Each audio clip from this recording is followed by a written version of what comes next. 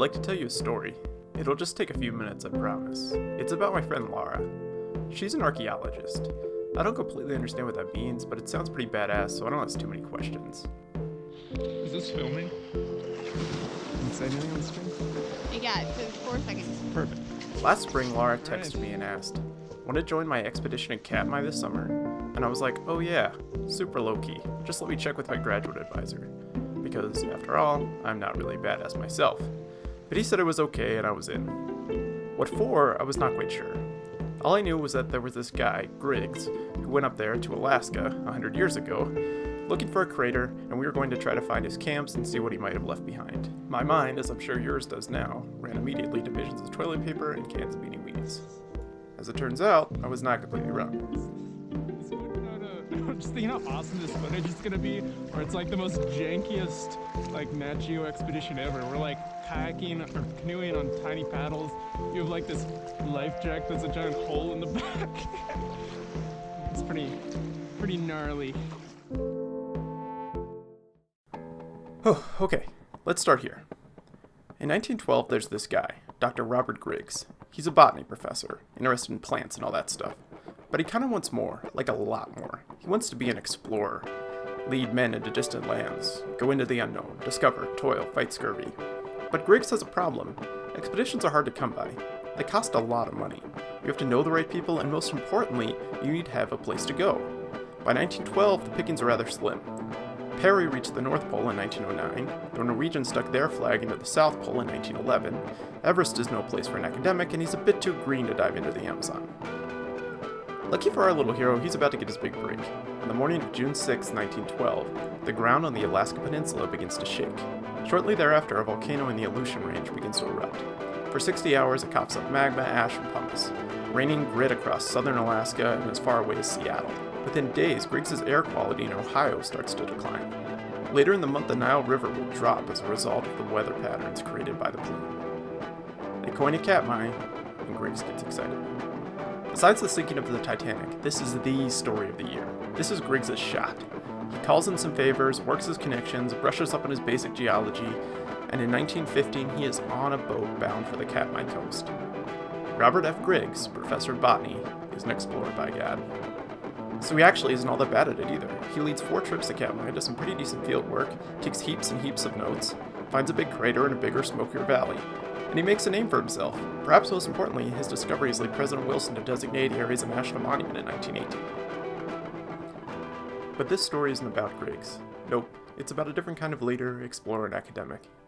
This is the tale of Laura Stelson and her expedition. A following Griggs, sure, but about a new kind of expedition, one that is about preserving our history. This is Laura's story, and I'm just here to tell it.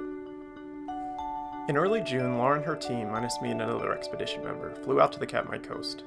They camped on the same beach that Griggs and his buddies did, drank the same water, cursed the same wind, and they started surveying the area. They boated to campsites along the shore, took some archaeological measurements and whatnot, again, don't really know what I'm talking about here, and then they started moving inland. As they went, they visited sites that Laura and her team had identified as Griggs' camps by poring over journal entries and georeferencing Griggs' maps with satellite imagery. They trekked up Katmai Canyon, hiked Mount McGeek, and traversed the infamous Valley of 10,000 Smokes. Finally, a couple weeks later, they popped out at Brooks Camp, the developed fly-in spot in the heart of Katmai, where the bears get fat on salmon while tourists look on, clapping at appropriate intervals when a bear catches one mid-leap. And they met up with me and this dude Sean, and we got to hear about how great it had been to hike from the sea, through the mountains, and down across the valley, and how it had been sunny the whole time, and how they couldn't believe it. And I was like, "Did you guys find any artifacts?" And that shut them up. Because they did not. But the UCAC, they said, "Oh, now we're going to go to the UCAC, and there Griggs built cabins. How could we not find a cabin?" Well, let me explain. The Alaska Peninsula gets a ton of rain, and Katmai is home to lots of glaciers. Both of these things create lots of water, and lots of water makes for huge wild rivers. Wild rivers tend to make things disappear, and moisture alone makes cabins decay. Lucky for us, however, water is perhaps the one essential prerequisite for the one lethal Alaskan animal that won't maul you to death, the mosquito. And while we did not find a cabin at the mouth of the UCAC River, we did find a few mosquitoes. And a bear, and some grandeur. I guess it was okay. Moving on. Our undaunted troop headed back to the Valley of 10,000 Smokes to check some more sites that they missed during the first pass. We hiked till 2 a.m., things got weird. We made it to these super rad huts on a peak called Bake Mountain, pun intended, because the volcano and stuff, and started to have a look around. The air off the ocean was wet and cold, and I turned out to be less of a badass than I had even previously thought, as I almost got hypothermia and Laura had to usher me into a volcano real quick to warm up. Alas, however, the sites we really wanted to hit up were still snowed in, so we marched back out. I flew south to work on a different project in the Tetons, a sunnier, drier environment, and Laura pressed on with the help of a few remaining team members. The snow ended up being super stubborn, but by August they were able to access the sites in the valley. And by gosh, they found stuff. Lots of stuff. A camp full of stuff. A lantern and rusty old awesome things. Bona fide cultural resources. The very tools that helped Griggs and his crew make the discoveries that led to the creation of a national park. A place that is preserved in perpetuity for the people of the world to experience and enjoy, or maybe just know is protected forever. And I'm getting emotional just thinking about how beautiful that concept is. But these rusty tools help tell that story. And maybe Laura is even more of a badass than I'd previously thought. And if you think I'm overselling how cool those discoveries are, I defy you to tell me that while you listen to this music that's designed to make you feel things.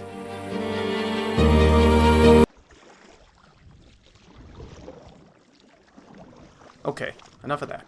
So why did I tell you this story? National parks are great, archaeology is super neat, and mosquitoes are the worst. These are things you already knew. Well, stay with me for a moment because quite frankly I'd like another shot at this film. Let's bring that music back.